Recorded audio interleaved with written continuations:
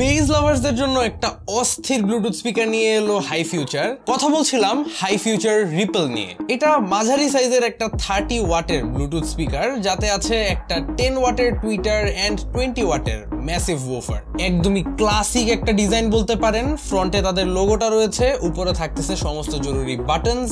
সবচেয়ে প্রিমিয়াম ব্যাপারটা হচ্ছে এই বেজ রেডিয়েটর গুলোর মধ্যে দেখবেন আউটসাইডে মেটাল অ্যাটাচড আছে। খুবই ব্যালেন্সড এন্ড ক্লিয়ার একটা সাউন্ড পেয়েছি আমরা এর থেকে।